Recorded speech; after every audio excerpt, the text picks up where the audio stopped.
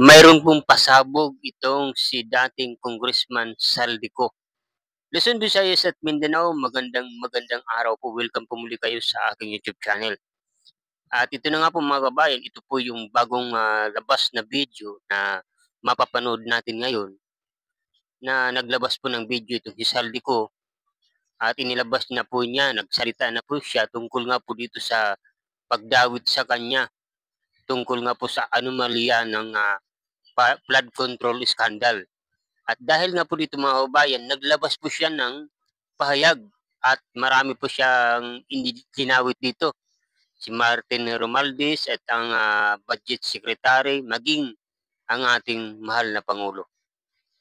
So yan, at bago po ang lahat, bago natin ito panoorin, kung bago pa lang po kayo sa aking YouTube channel, pwede bang paki-like ang video, paki-subscribe, pakipindot na rin po ang notification bell para update kayo sa mga bago kong i-upload na video. At sa pag-like nyo, napakalaking tulong po niyan sa aking channel.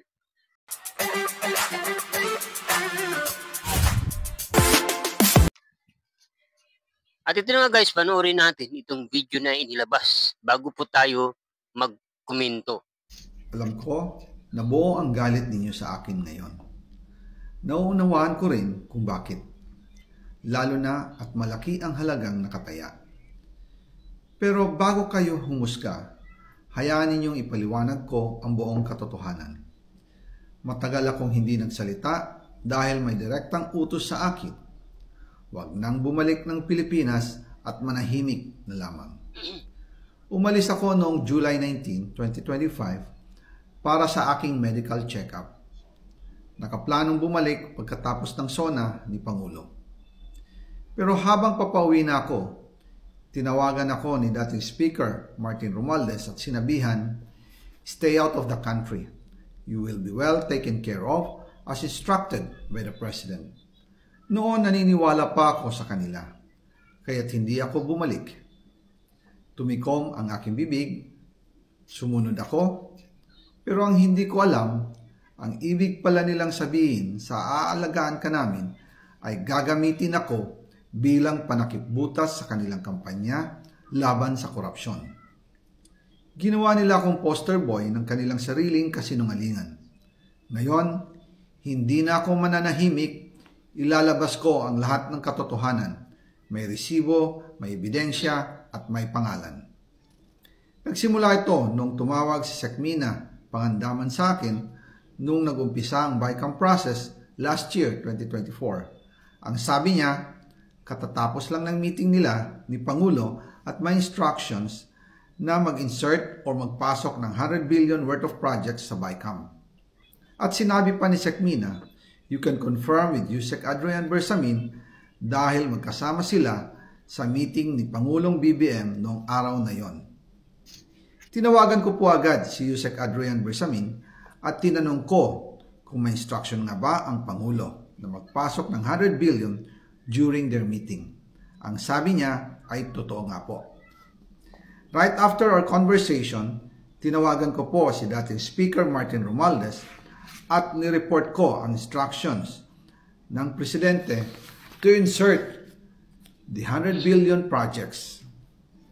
At sinabi niya sa akin, what the President wants, he gets. After ng ilang araw, nag-set po ng meeting si Sekmina Pangandaman at Yusek Adrian Bersamin sa amin ni dating Speaker Martin Romualdez sa Aguado Building in front of Gate 4 ng Malacanang at nandun din po si Yusek Jojo Cadiz.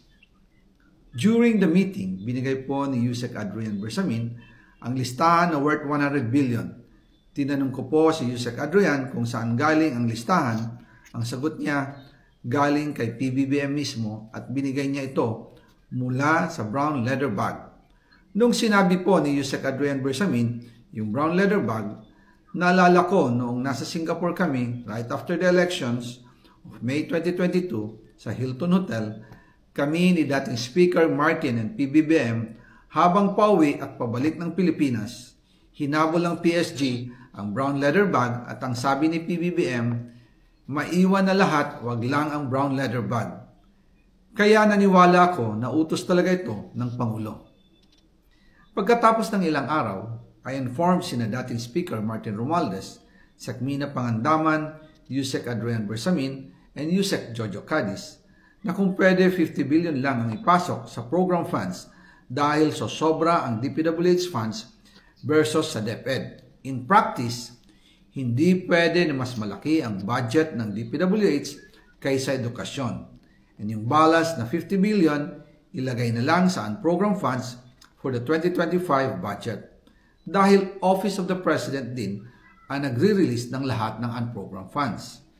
Pagkatapos ng isang araw, tinawagan ako ni Sec Mina at sinabi ang mensahe ng Pangulo. Ipasok ninyo yan dahil pinangako na sa akin ni Speaker Martinian at hindi na pwedeng baguhin. Kumbaga, ang utos ng hari hindi pwedeng mabali. Again, I informed the Speaker and asked clearance about the instructions ng Pangulo. At ang sabi niya, wala tayong magagawa.